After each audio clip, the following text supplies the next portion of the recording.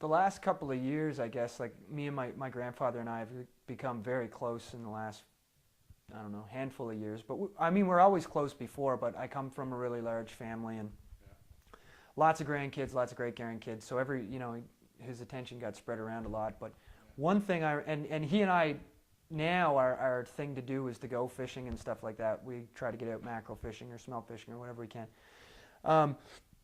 But this one time, when I was probably, I don't know, again, 11 or 12, maybe 13, my grandfather had this boat that he made himself, the whole thing. Like, he's one of those guys who's really handy, can make anything, fix the house, make a boat, fix the toilet, fix the stove. I'm not that person, but he is. It's pretty cool.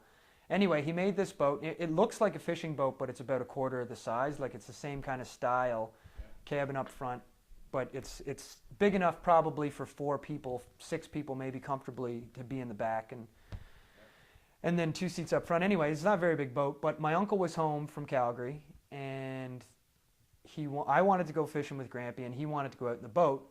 So we went out to Tignish with the boat on the trailer and launched off Tignish, and the plan was to go mackerel fishing or deep sea fishing, cod or whatever was around, ground fish off Tignish.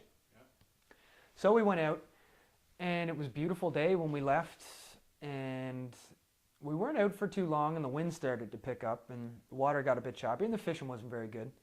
And Grampy was like, I think maybe we should head back in. It's not too bad at this point, but he's like, we probably should head in. So I was kind of disappointed that I wasn't going to get to do any more fishing, but fine.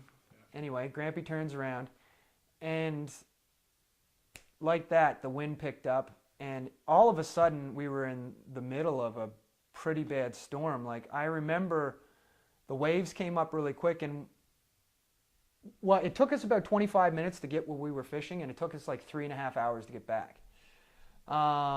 Because the waves got so big that if you hit them head on, they were coming right over the top of the boat. Yeah. So we had to kind of come in on like a bit of an angle and try to make our way back in towards shore when we could. Yeah.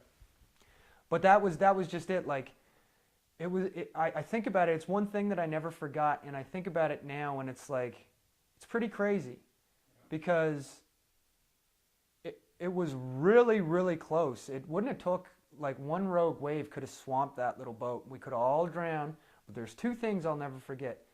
One is that my grandfather had to be shitting bricks.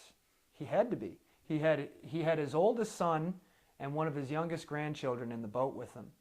Yeah. And it was a small boat, and the water was crazy.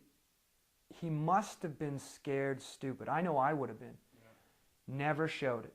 Like, he was just as calm and as focused as he ever was. He didn't show it a bit, and I'll never forget that. And at the time, because he was so calm, I was just like, hey, we're having fun. You know what I mean? This is there's waves and stuff. And it was quite a few years after that it actually sunk in the amount of danger that we were in. Yeah. And there was one point where we're going head first into a few of the waves, and I actually stuck my head up above the window to see the windshield. Like, the boat is, there's a captain's seat and a co-pilot seat, or whatever you want to call it, and then there was like a glass windshield, but then above that there was no roof. You know what I mean? Like, you could go down inside the cabin, but it was just glass windshield across the top, and you could look over the top of the boat, or at least over the top of the cabin. And I stuck my head up, and a wave came, and it hit me right in the face, and it took me right to the back of the boat. Wow. Right to the back of the boat. Like, I hit the stern of the boat, and if I'd have been in the air another 1.5 feet, I'd have been in that ocean, and they never would have seen me again. Yeah. And not for 1 second was I scared, and it was because my grandfather was so calm in the situation. And I don't know. It's just one of those things. It's so surreal to think about it now. Do you know what I mean? Like, anyway, that's just something that I'll never forget, that I was at the time so calm about the situation, but in reality it was such a crazy situation. But because of the way my grandfather handled it, it was cool.